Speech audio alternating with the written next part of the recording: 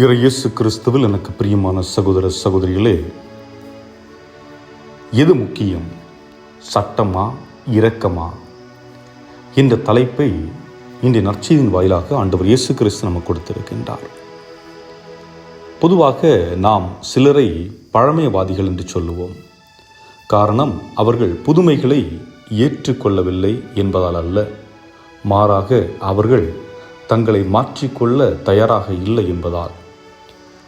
பழமைவாதிகள் என்று சொல்லுபவர்கள் புதுமையான விஷயங்களை செய்பவர்களை பல நேரங்களில் ஏற்றுக்கொள்வதில்லை. அது மட்டுமல்ல, தாங்களும் மாறுவதற்கு தயாராக இல்லை.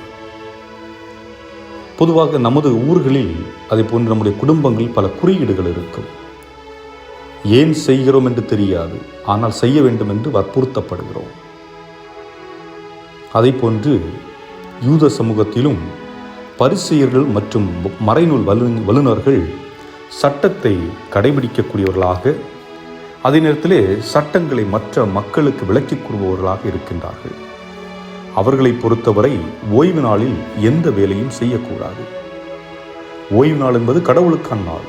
ஆனால் அந்த ஓய்வு நாளில் நல்லது செய்ய வேண்டுமா அல்லது தீயது செய்ய வேண்டுமா என்று ஒரு கேள்வியை இயேசு எழுப்புகிறார். இப்படி யோசித்து பார்ப்போமே. ஒரு மனிதன் உயிருக்கு போராடி கொண்டிருக்கின்றார், அது ஓய்வு நாள் அன்று. சட்டம் சொல்கிறது, தொடாதே, தீட்டு, விலகிச் செல்.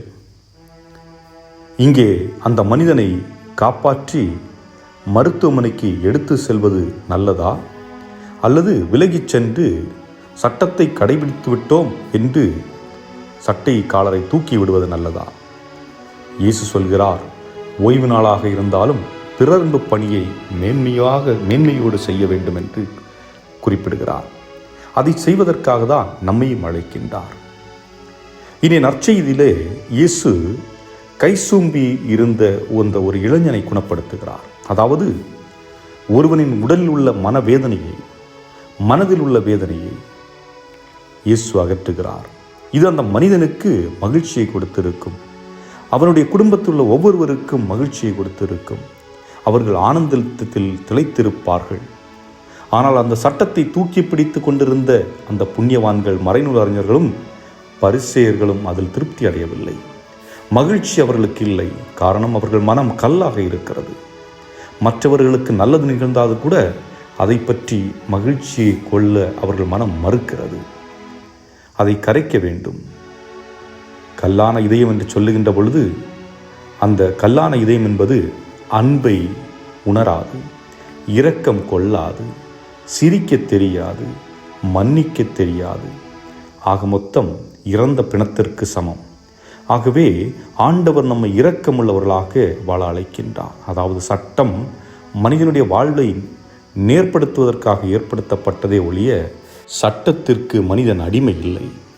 ஆகவே சிந்தித்து பார்ப்போம், பிறநலம் பேணுவோம், இயேசு விரும்பியவாறே மக்கள் பணியாற்றுவோம், தேவையில் இருப்பவர்களுக்கு நம்மால் முடிந்ததை செய்வோம். இறைவன் உங்களையும் உங்கள் குடும்பத்தையும் நிறைவாக ஆசீர்வதிப்பாராக. ஆமென்.